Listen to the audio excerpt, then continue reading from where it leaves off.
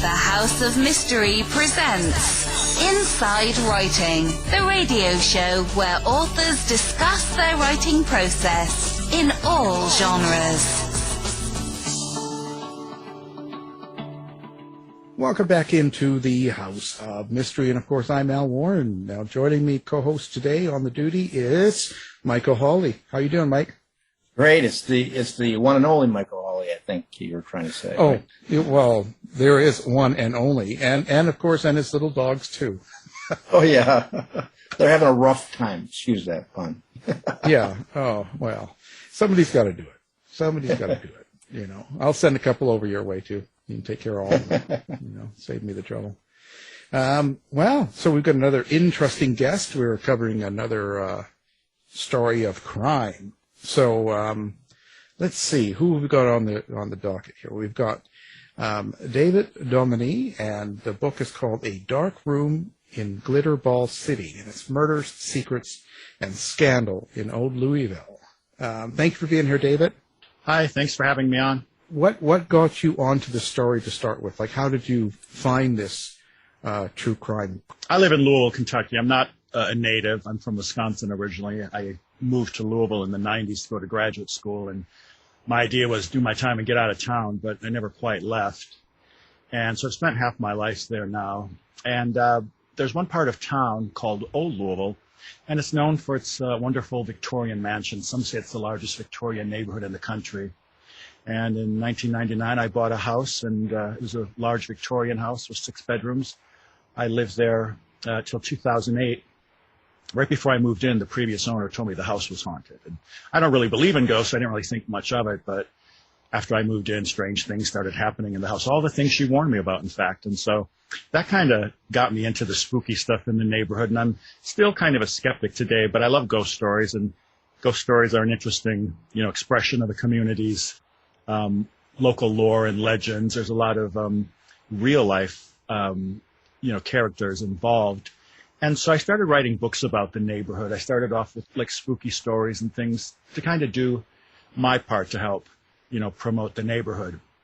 Well, after I moved out of my house in 2008, there was a house nearby, just a couple blocks away, that I considered buying. It was much bigger than my previous house, which was only about 4,000 square feet. And that's kind of small for the neighborhood where I was. And it was the old Richard Robinson house. It was built around 1898. Had about 11 bedrooms, 10,000 square feet. And it had like the original wine cellar from when the first family lives there in the basement. And so I got into my head, I wanted an old house with a wine cellar. So I met the real estate agent. I went to look at the house, and it was a wreck. It needed a lot of work. So I decided against it, and I moved to where I currently live today. But 2 years later, I woke up one morning, I turned on the news, and as I was drinking my coffee, I looked up, and a familiar-looking house flashed across the screen, and it was the Richard Robinson house that I had considered buying 2 years before. And there were police out front. There was caution tape up in the front yard, and 2 guys were coming out of a door with a large container kind of jostled between them, and they were in hazmat suits. And I continued listening, and it turns out the guy who lived there, and it turns out he was the guy who had the appointment with the real estate agent right after I did. He ended up buying the house and moved there. Well, the night before, and so this is the morning of June 18th, 2010, when I'm watching this on the news. And the previous night, police had been called to that residence because of a 911 call. And the guy who owned the house, he called 911 because he said his boyfriend was trying to break through the door and come inside the bedroom where he was barricaded and kill him. And so the police responded, and they arrested this other guy. And in the process of questioning the 2 parties, they began hearing grumblings about somebody knowing something where a body was buried. And they didn't really take it seriously, but finally they heard something about something being down in the wine cellar. So the police went down, they started digging in the wine cellar, and 4 feet below the surface of the earth, they dug out a blue Rubbermaid container, and in it were the remains of Jamie Carroll. Jamie Carroll, male or female? It was male. Okay. So turns out it was the guy's drug dealer / sometimes boyfriend / well-known drag queen. And he had been killed a year before, and he had been buried in the dirt floor of the wine cellar all that time. And then the question was, who killed him and why? Well, both of the guys blamed each other, and they both claimed to have been living in fear of the other for the previous 7 months. And 3 years later, we had the most scandalous murder trials we'd seen in this part of the country in a long time. A lot of people called it the trial of he said, he said. Some called it the Pink Triangle murder. And I sat in on those trials. Being someone interested in the neighborhood and true crime, I had to sit in and see what it was all about. And it was fascinating to see the two guys on the stand and just find out more about their lives and what had led to this terrible murder.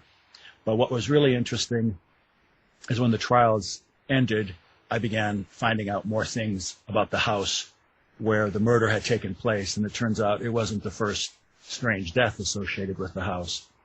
The woman living there beforehand, whose family had sold the house, had been savagely attacked and beaten in the house so severely she died of her injuries. Other people died there as well. Back in the 20s and 30s, there was a sanatorium, a guy known as Dr. Bandine, who was promising to cure people of cancer, but he was kind of a quack. He was promising to cure them of cancer, and all these people were coming to him in hopes and in droves, hoping to be cured, but they weren't being cured. They were dying and suffering under his care. And he was ruined in the end. He was brought up on ethics charges. He was rumored to have killed some of his patients outright.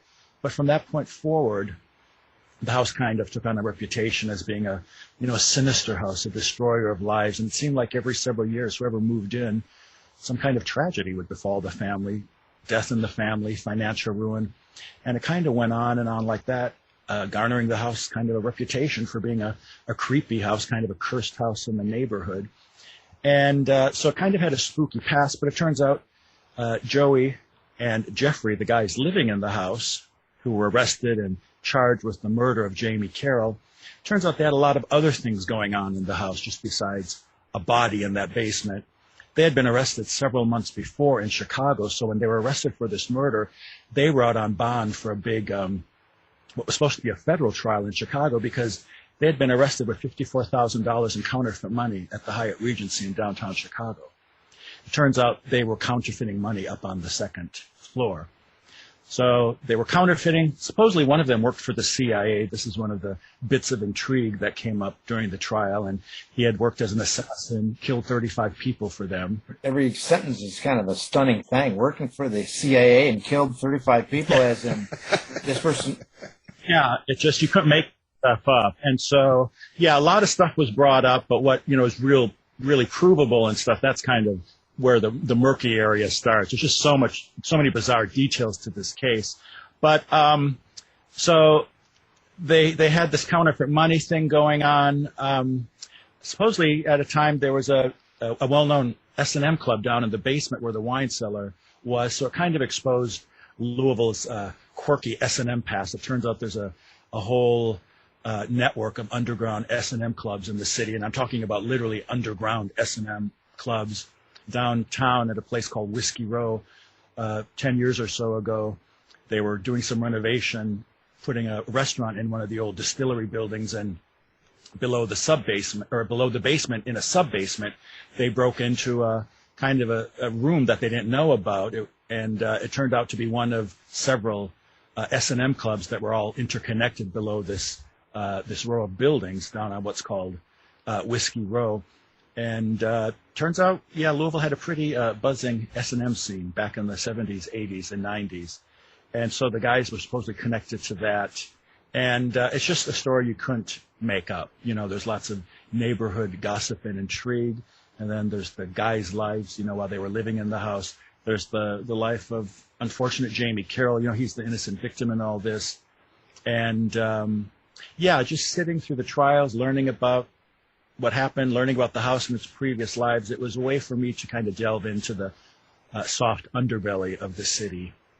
And like every community, every neighborhood, there's dirt and there's intrigue and things. So. I think Michael used to be part of that row. Just don't tell the wife. No. Well, Well, the funny thing is, there's a well-known, I don't know if he's a leader in the S&M community, but his name is Michael, actually. Oh, really? There we go. Yeah. There it is. I told you. He goes under the name Silver Fox. That is true. Silver Fox. Yeah. Well, I just wonder, but following this kind of case and sitting in and being involved and all that stuff, and because these are people that are still alive, they're around, they're your counter. How did that affect you personally? Like, how does that get into you emotionally? It was very stressful, and I had to take time off from writing the book just because it was getting at me. You know, you don't want to make people mad, and so I was always kind of concerned how people were reacting. For the most part, I had a lot of support, but there were people in the neighborhood, you know, who kind of appear in the book because they were critical, and it turns out they were hypocritical in the end. You know, they had things to hide. But there was a point where I was waking up in the night with broken teeth. I was grinding my teeth so bad, and my jaws were locking because of the stress. So I kind of took a break from it. But that's kind of how my writing process is. I wish I was one of those writers that could sit down every day from 6 to 10 and, you know, they're productive, they get things done. I'll go for weeks or months on end without writing, and then I'll get back to my project because, you know, so much of writing is more than just the actual physical act of writing. It's letting the ideas germinate and, in my case, putrefy, you know, in my head. You know, I get ideas and I daydream, and a lot of times I know kind of where a story is going, but I got to fill in the blanks. So I need that downtime in between to do research and just get inspiration. So whenever I got to a point where it was kind of stressful and I needed to take a break, I just put the story on the back burner and work on something else. And then usually that would recharge me. But, I mean, there are people who criticize me for writing. Whenever you write anything true, you know, you write about real life characters, that's going to happen. But for the most part, people have been pretty supportive. Yeah, because I've been through that similar sort of thing, doing books like that, true crime. But, and you know, you'll never please everyone. Yeah. There's always going to be someone that sees it a different way, or wants to see it a different way, or feels something different about the people you're writing about. So I think that's sort of, and the stress and the biting of the teeth or grinding, that's common. I do that all the time. Really? Yeah. And I've got 20 books out now. And yeah, I've seen that. Yeah. I have almost no back teeth left. Yeah. So as I was writing, the way I kind of resolved all this is I kind of took a memoristic approach to the book. So it's kind of my story. It's the story of the murder and the trials, but it's kind of my story, my journey as well. So I'm able to kind of filter things through my perspective, and that kind of helped me deal with a lot of these things and hopefully alleviate, you know, some of the resentment it might engender when the story's out there. Right. And in the community itself, the gay community, how is this book going to be received, do you think, or how is it so far? I think in the gay community, it's going to be fine. It would be, you know, the broader, the straight community where I might worry about that. But a lot of the people in the local gay community, they knew these guys, and they were the ones that gave me interesting anecdotes about them. And Louisville is kind of a city that embraces its quirky stuff, and that's one of the reasons why we have Glitter Ball City in the title. This is one of our lesser known nicknames here, but back in the 70s and 80s, at the height of the world's disco craze, guess where all the disco balls were coming from? Well, there you go. Kentucky. And the company is still around today. It's called Omega National Products. It's a mirror company. They're over near Cave Hill Cemetery, which features prominently in the book. And back in the 70s and 80s, at the height of the disco craze, they had like a crew of 25 women who would crank them out by hand every day. They'd each make like 20 a day. Of those 25, there's only one left. Her name's Yolanda Baker, and she's considered the reigning queen of disco balls. She doesn't. Yeah, that's her title. And she doesn't make as many as she used to. She says that she makes 10 a week or so. That's pretty much a lot today, because by the 1990s, China had overtaken with mass production. Yeah. So Louisville doesn't make the most of them anymore, but they still have the reputation for making the best quality ones. And all the iconic disco balls, like from TV and movies, those are Louisville disco balls. That's what John Travolta was dancing under in Saturday Fever. Studio 54, that's what they had. A lot of people might remember Soul Train, that huge one. That they said that was one of the most famous projects back in the day. But it's not surprising a Louisville company would have this tradition, because it was a Kentuckian in 1917 who first patented something called the myriad reflector. And that was the first patented version of a disco ball. So they've been making that for over 100 years here in Kentucky. So it's not surprising, this Louisville company would have that tradition, and not surprising Louisvillians would kind of embrace this quirky claim to fame. And they're actually, right now, the largest disco ball in the world is in England, I think Isle of Wight. And there's a campaign going on right now to raise enough money so they can build a disco ball twice as big as that one to kind of claim the world record, biggest disco ball here in Louisville. Yeah, so like I said, the gay community pretty much embracing it. And one of the things about the book is, because it was, a gay angle, it was a gay murder, it was gay guys accused of killing it, of course, right away it became sensationalized, and they zeroed in on the gay part. Yeah. And, typical gay, all the typical, stereotypical things you'd expect to hear from ignorant people.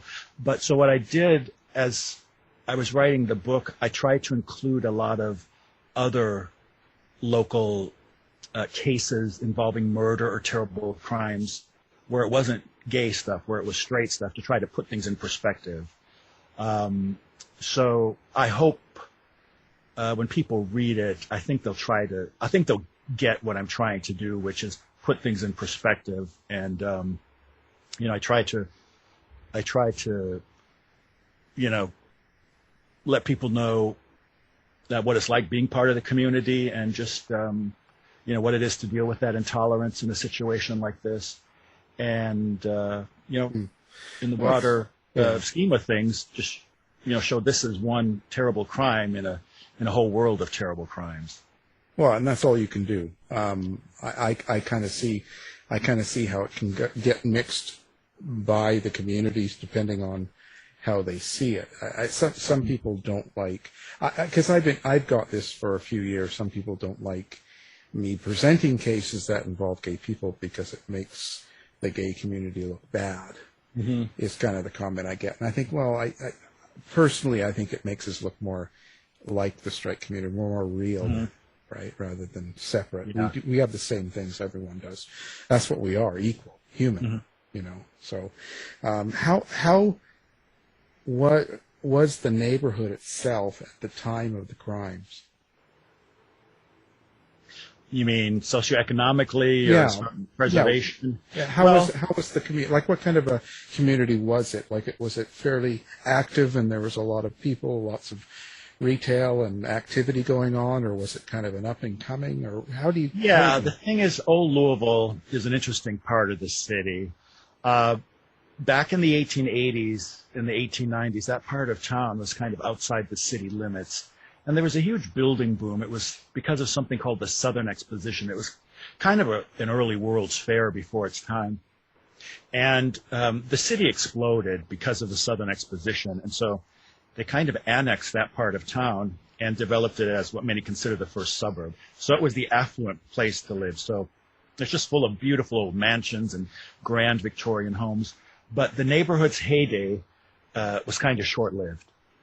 By the time World War I rolled around, it was going into decline, and that was kind of happening all over, the country. The Gilded Age had ended, and people had to pay their income tax. So, big houses that took 4, 5, 6 live-in servants to keep them running, they were prohibitively expensive. So by the 20s, with the advent of the electric trolley system, which is really high developed, and people could travel out to commuter neighborhoods, in the 20s they were already leaving, and they were turning these places into apartments and rooming houses and such.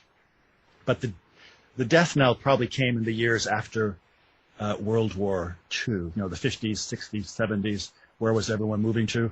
The suburbs. People didn't want to be in, downtown neighborhoods. So by the 1970s, the neighborhood was pretty blighted. Probably 90% of the mansions were chopped up into apartments and such. And for a while, it was kind of seen as the bohemian, part of the city. There's a famous corner nearby where I lived. They called it 4th and Fellini back in the day. It's actually 4th and Oak. It's, where you see a lot of colorful characters, but it's where you see the panhandlers and hustlers and drug dealers and one-legged prostitutes. You never know what you're going to see there. The locals today just call it 4th and Crazy because it has kind of a strange reputation. But so it was a lot of, gays and artistic types living there back then already, as was often the case. And so they were really important in the preservation movement. And in the 1970s, they banded together because they were still tearing mansions down. And they banded together and had the neighborhood saved. And from that point forward, you couldn't tear old buildings down in the neighborhood. And people slowly began moving back down and reclaiming these houses and restoring them. There's been a great deal of revitalization. Today, probably more than half of them are back to single-family houses. The word's getting out. It's going to be the new Savannah, the new Charleston. And so people are often moving from more expensive parts of the country, more expensive cities. They're selling their small houses back home. They come to Old Louisville, and you can get a mansion, an 8-bedroom mansion for under $500,000, $450,000 easily, in good shape and not a fixer-upper. So, David, I was just going to say like the Rust Belt, even where I'm from Buffalo, and there's a resurgence going on. Is Louisville part of that resurgence? Is that what you're saying too? Is it that connected to? Well, older parts of town and older houses, they're cool now. People are looking for that kind of stuff. So there's still problems in the neighborhood, but there's been a lot of revitalization, and it's a very diverse part of the city, and a lot of people who move to Old Louisville, they move there for that diversity. It's kind of a microcosm of the city itself. Racially, Louisville is about 60% white, 40% black. The last I saw, the statistics are. We have very, very rich people living there. It also has one of the poorest zip codes in the state there. So you've got young people. The university forms a boundary of the neighborhood, with 30,000 students. It's near downtown, so people live there to be close to their places of employment. So it's a little of everything, and that's why a lot of people move there. Louisville, Kentucky is a very red state, but Louisville is a very blue area, so kind of a liberal oasis in a conservative state. And within the city itself, Old Louisville is even more liberal, than the rest of the city. I gotcha. So what do you think when you're sitting through this? This took you a long time to put together all the information and the whole book, waiting for things to happen, getting the info and all that. Throughout that whole time, what was the biggest surprise about these two guys that you came across? Yeah, good question. One of the reasons I let the story draw out as much as I could, aside from, wanting to kind of present it as a memoir. For a memoir, you have to have time to look back and reflect on things and comment on things. The other thing was that the main accused, the two guys on trial, Joey and Jeffrey, they never talked to me. So I kept trying to, get in touch with them and trying to get their side of the story because I just didn't feel right, writing things down without getting, something from their mouths to see what they thought about it. And so I kept trying, and I'd come to dead ends. They'd say no, or they just wouldn't answer messages and things like that. And so one of the reasons it took so long is because I was always waiting a year or two to see if they'd finally answer the registered letter I sent, or answer the email or the Facebook message I sent, or on occasion, because Louisville, it's a city of about 1 million people when all is said and done, but still a small town. So you run into everyone. So I'd run into their lawyers and stuff, and I'd say, "Is Jeffrey going to talk to me?" "No, he's not going to talk to me." So I was just kind of waiting to get, their responses. And for Jeffrey, I never did get a response. So I never was able to talk to him and get his side of the story. For Joey, I did finally hear from him, and it was just 2 years ago. Someone who reads my books, they found his Tumblr account, and they sent me Joey's kind of solicitation for pen pals in prison. And there was an email to contact him through JPay, which is like the prison PayPal and email system. And so I sent him, an email saying, I'm trying again. I know it's got to be a difficult topic to talk about, but, I've got this book coming out and I'd really like to get your point of view, get your 2 cents worth. And 7-8 months went by. And then finally one day I got an email from him from the JPay system. And he said, "Oh, sorry, it took so long. I've been in the hole for the last 6 months." He agreed to talk to me, and we had some back and forth, but he wanted me to come see him in prison because that way they couldn't monitor our conversations. Over the phone and email and stuff, they could monitor things. Right. Face to face, they couldn't. So I agreed to meet him, and he's in a prison right outside of Louisville, so he's not far away at all. But we had a couple back and forth, and I wanted to know more things. And I thought maybe I should wait to ask him this in person because the CIA connection was such a bizarre angle that popped up in this story. And so we were getting ready to actually have a face-to-face meeting. And my last email, I said, "So, and what's this all about the CIA stuff? Is there any, truth to any of that?" And he never answered me after that. And we never did have our face-to-face meeting when I brought up the CIA stuff. So one of the most surprising things I think that came up is there were so many bizarre claims that nobody took seriously, but I discovered little nuggets of truth that maybe suggest there is some kind of connection there. And so that's kind of addressed in the book. The other thing is because these were 2 separate trials, they both agreed to testify against the other in exchange for the death sentence being, dropped. Right. And so I was just amazed. And now I understand how jurors, can make a decision sometimes because they're only presented with so much information. I was so surprised at the information that was revealed in the second trial that wasn't revealed during the first trial, and just courtroom wranglings and how things work.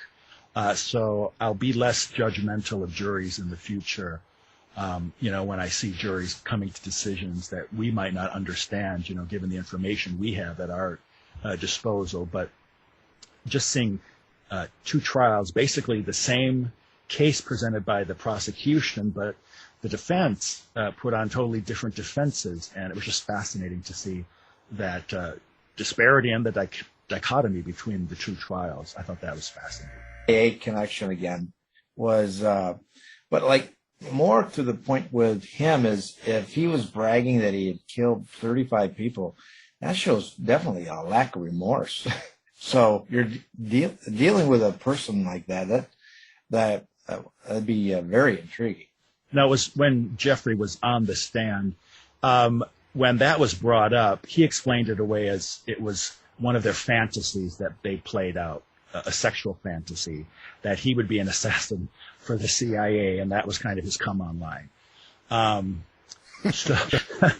But, yeah, I mean, they were into role-playing and stuff, so it could very well be. But other things kept surfacing, and one of them is that there was a number of laptops that the CIA had in their possession that the defense, the defense in the first trial was never able to get their hands on because supposedly they said they were off trying to be, broken into. They couldn't get into them. They were encrypted. And at times it was alluded to that they were, because they were trying to get postponements for a number of things, they were still waiting on translations to come back from the translators, because it turns out Jeffrey, the one who was accused of working for the CIA, who denied that he worked for the CIA, it turns out he's a specialist in Eastern European languages, and he spoke German and Russian and Croatian or Slovenian or something. Exactly what the CIA wants. Yeah. So, so people, when it came out in the trial, people just kind of scoffed at it. They laughed. But then these other things would come up like that made me think, well, it kind of sounds like maybe he could have worked for the CIA. And the funny thing is, so I'll give us a little spoiler. Jeffrey was acquitted of all but a couple minor charges. So he was not convicted of the murder. He was given only 8 years for his part, which was tampering with evidence and the drug stuff. But so I think he had been in prison 6 years at the time, and he was sentenced to 8, so he got out on parole.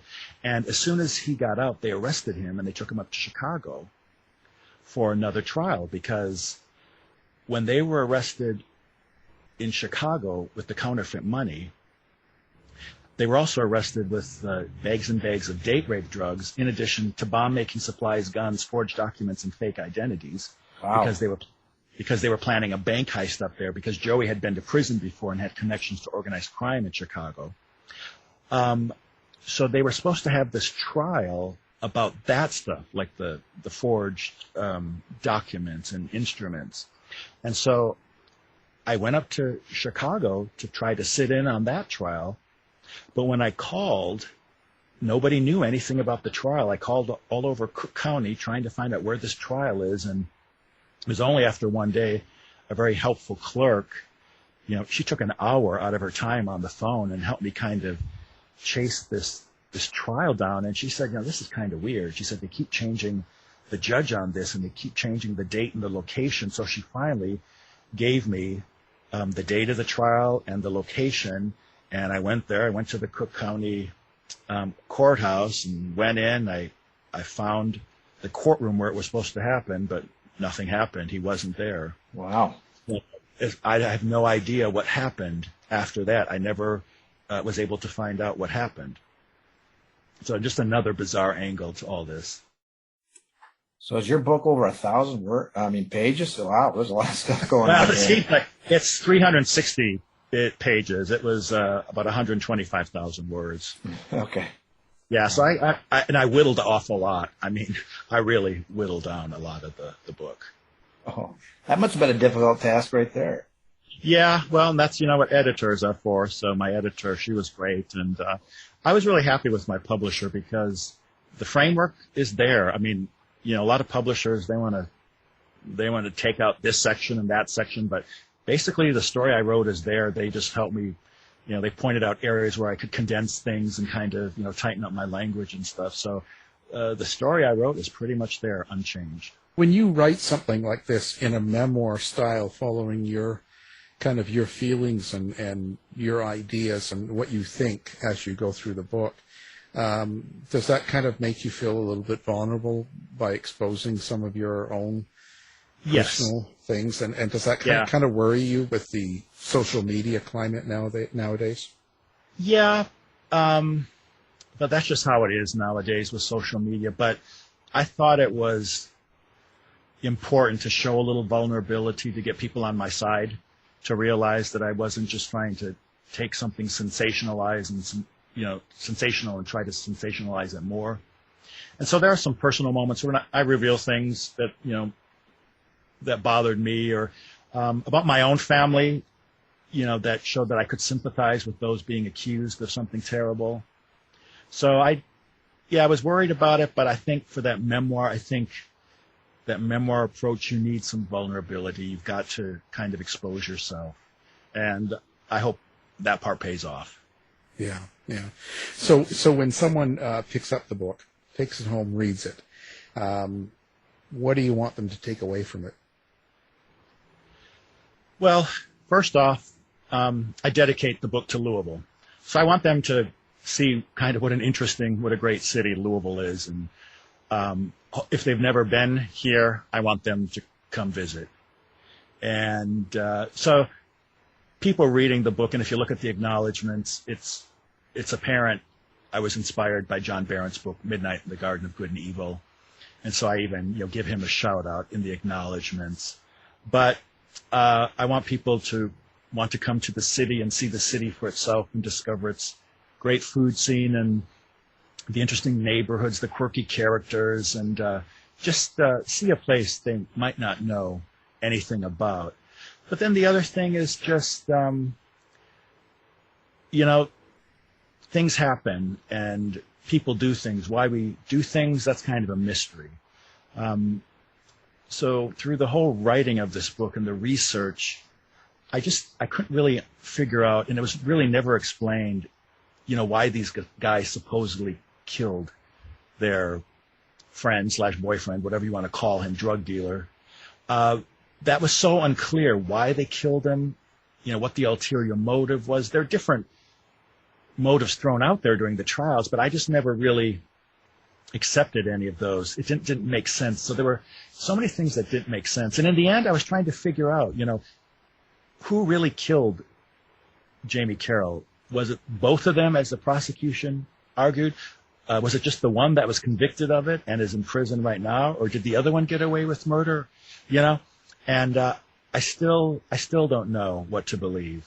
And so every time I go back and look at the trial tapes and I go back and I read the book, I have a different, idea myself. I have a different opinion. I just can't make up my mind. So I want people to understand things aren't always black and white. People do things, what their motives are. We just don't know all the time. And sometimes we're not privy to everything, and we have to filter everything, through that knowledge that what we're saying sometimes is incomplete, and we need to take that into consideration before we judge people. And talking to people, being in chat rooms and stuff, it seemed like there was a lot of judgment in this story, and a lot of it was aimed towards Jamie Carroll, the victim. He was a drug dealer, and he did have a checkered past. He had problems, but there were a lot of people affected by his death. He had a family who loved him. He had friends who were devastated by his loss. So I want people to take away as well that there's real people in this story, and hold off your judgment. Don't be so quick to judge. Find out more, and be open, to what's going on out there. Did you ever come to a resolution and decide why he was killed, or is that sort of still up in the air? That's still up in the air. And the other big mystery is why the two guys had the fight that night. So the defense argument in the second case is that Jeffrey Mundt had had enough of living in fear of Joey these 7 months, and Joey had been torturing him and surveilling him, and he just had enough and said he was going to call the police. And then Joey went berserk and attacked him and threatened to kill him. But then, Joey supposedly told the guys about the body in the basement when the police came. So they're just, he's the one that, told them what had happened. It just didn't make sense. Why was he ratting him and his, boyfriend out, getting them in trouble? It just doesn't make sense. So there's a lot of things like that, and I haven't been able to piece together what really happened that night. Kind of reminds me of there's a case, I forgot the name, but two brothers that they were convinced by a woman to kill the ex-husband, and one of the brothers ratted out the other brother, saying that it was all him. And of course, the end result was he was just doing that because he did not want to he did it, so he was trying to rat out, he was lying. So sounds almost, maybe there's something similar to that. Yeah, the police, they intimated that he had said that because he figured that if he gave them that information that they would just let him go, and that would be that.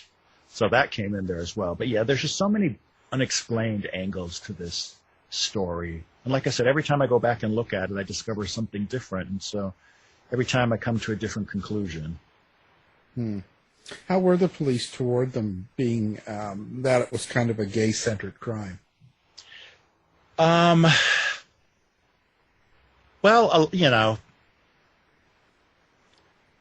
a lot of it was cliche stuff. You guys in the gay community, you like your drugs and stuff like that. And for the most part, though, when I saw the interviews that the police conducted with both of them, it seemed like they treated them with respect. And there was one time where they did the good cop, bad cop kind of thing. But they seemed empathetic to the two. But this is another thing. The night that 911 was called, it just so happened that a camera crew from A&E was in town, and they were here from the First 48. They filmed all of this. So it's one of several true crime shows that have done this story now. So as the police were interrogating the two guys, there were cameras on them. And this was one of the defense issues they brought up several times, is that the police were kind of starstruck knowing the camera crew was there, and they were acting exceptionally solicitous, to the guys they were questioning, and that they were making mistakes, not being as thorough as they should have been. Yeah, so just totally bizarre. Yeah, well, and that probably would have.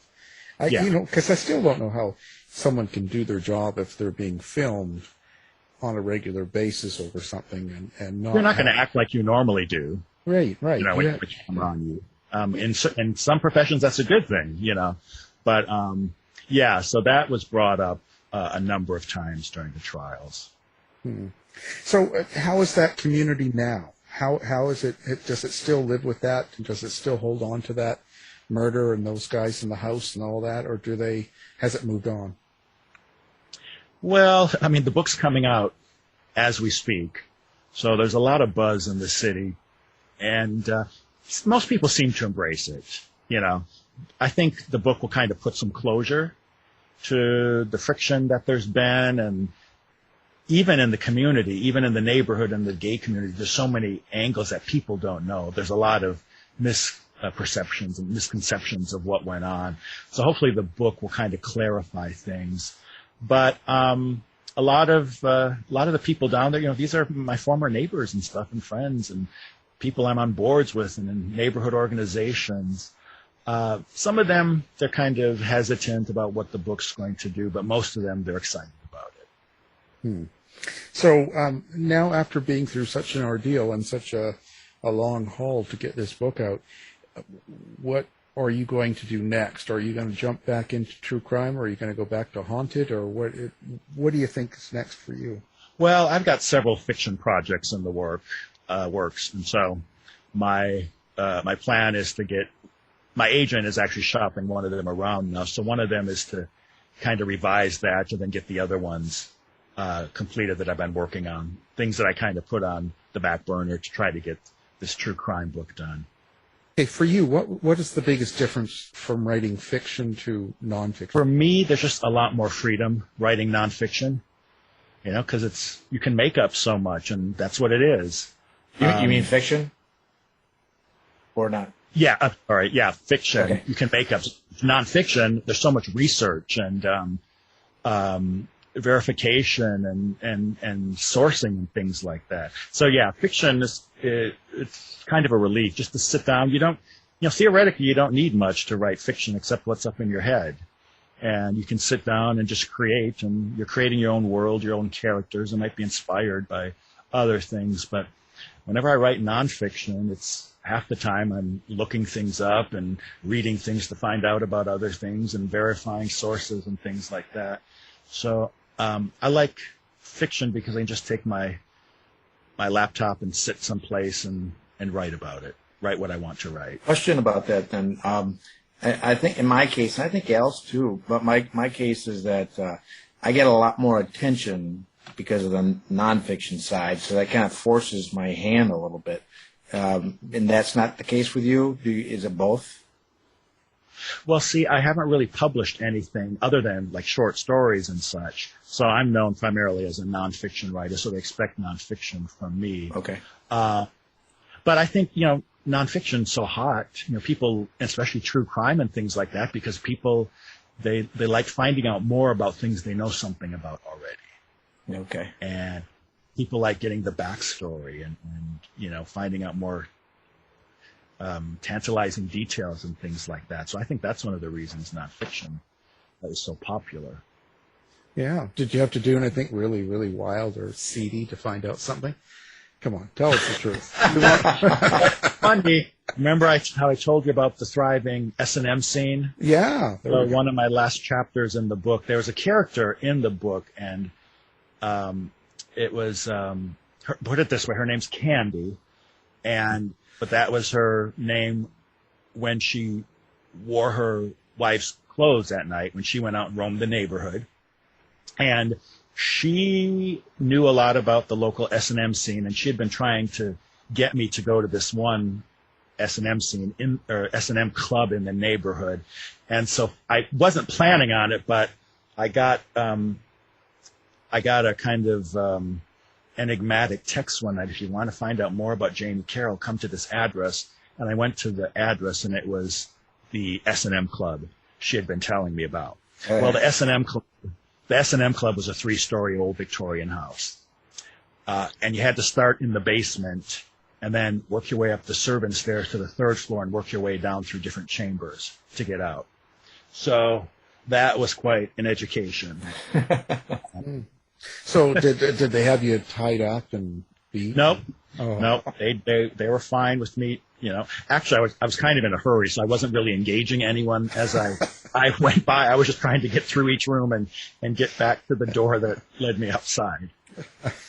You might have come across Mike there.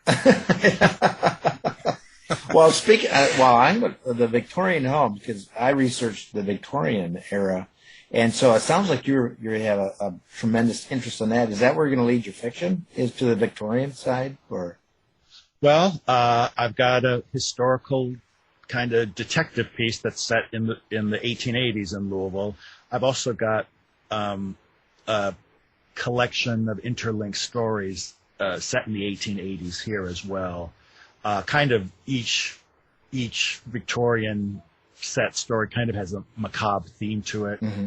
It's called Eating Matches, and I'm always going through the old newspapers and stuff, and it's so nice now that everything's online. You can find so many archived old newspapers and stuff. But when I did my research years ago, like 15, 20 years ago, when I was starting all this, I would just go to the library and find a month's newspapers online from one year, and I just go through them and I'd be captivated. Well, one day I was reading, and there was this short little article about Miss So-and-so of 2nd Street, distressed over her abandonment by her lover, consumed a box of matches, and she is gravely ill. She is on her deathbed, and they do not expect her to live much more. It will be a painful, painful death. And that intrigued me. And it turned out, later on, I found out that was not an uncommon way for Victorian women to kill themselves, eating a box of matches. So this thing I'm working on, Eating Matches, it's different households throughout the city during a given week, each day picking up the newspaper and kind of reading about this, and then they have something macabre going on in their own lives. And so it's kind of spooky and Victorian, but I like that kind of stuff. Well, what's interesting is the nonfiction, the suspect, Jack the Ripper suspect, I researched Francis Tumblety. Scotland Yard actually investigated him in Cincinnati. So he had an office in Cincinnati, and so he was probably close to Louisville too. So yeah, that's just right up the river. That's not far away at all. Right, and then that's where he would be in New Orleans, and he would take the boat too. Uh-huh. And he had sunk one of his boats around the Louisville. So if you see anything about Francis Tumblety, then I have to look that up. I didn't know about that. I listened to the last episode. I heard all that stuff, but I didn't know that detail. I'll have to include that. I have a lot of stuff I haven't published yet, so that's some of the good stuff right there. Oh, that's good to know. Yeah, that's good to know. And also, if there's any unknown women that were murdered, there's a few connections there, so it's really exciting. Okay. Ooh, just to let you know, David. Yeah. It was 1885? What was the year Jack the Ripper did? 1888. But Tumblety was his office was in like the 1860s, 1870s, but he was ubiquitous. He would always go back to those places. So so Scotland Yard, there was something going on in Cincinnati. That's why Scotland Yard went there. So but so that's what I want to try to dig out. Why was Scotland Yard interested in that area? Well, I'll put that on my list. If I find anything in my research, I'll let you know. All right. See, Al, this is great. See, helping the silver fox. That's right. Not just with finding his S&M. Yeah. What was that address again? Yeah. Funny thing is, now that house, it's been restored, and it's a beautiful, beautiful Italian brick house. But yeah, the homeowners, they kind of know about the past of the place, and they ask me not to include the address, so I don't mention it. Yeah, people. Oh, I wonder if they hear the ghosts of the whip. Yeah. Going on, and oh boy, it could be fun. Well, then, David, is that part of your? You do tours, so is that part of your tour now? Not the S&M Club, but the place where the Jamie Carroll murder took place, 1435 South 4th Street. It's one of the most popular stops on our evening haunted history walk. Oh, really? Yeah, we do the tour 7 nights a week, March through November, so it's that busy time of year. People come from all over the country, and they come from foreign countries as well to check out Louisville. I love showing the neighborhood off. Oh, that's great. Now, speaking of that, how do people find you? Do you have a website? Do you have Facebook? Yeah, my website, daviddominé.com. You can go to my tour site, which is louisvillehistorictours.com. Both of those ways are probably the easiest way to get in touch with me. And we'll have that up on our website as well, so it's all there, you know. And now I just wonder, you must have been writing part of this, the last part, and editing through COVID times. How was that on your writing? Well, it actually gave me the time I needed because, you know, I teach at the university, but, you know, most of it was online, so I'd go online and do my online teaching and stuff. For a big chunk of the pandemic, the tours were suspended, so it was just online teaching when I had to, and then writing. And I had, the pandemic has kind of slowed things down in the publishing world, so things were kind of lagging there for a bit. But then last summer, I really had to kind of get it into gear and get things finished. So it gave me hours of time, which I needed to get the book done. So yeah, but you know, when something's stressful and kind of weird going on around you outside your door, do you think it influences your writing? Makes it darker? Yeah, it can, but in this case, you know, I work very well under stress and under a deadline. So I had my deadline, and I had to get things done. And, you know, by then the story had taken form. I knew I wasn't going to be able to talk to both of the guys, and I just gave up. And I just decided to include that as part of, you know, the story.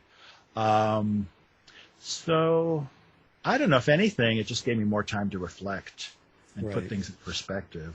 Right. Deadline, no pun intended there. Yeah. Yeah. Well, this is very, very interesting, and we're glad you made the time to come on the show.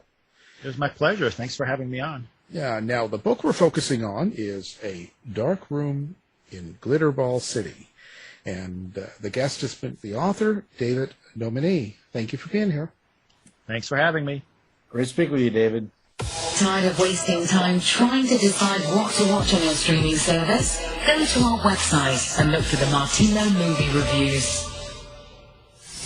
To find out more about our show, guests, or to listen to past shows from our archive, please go to www.houseofmysteryradio.com.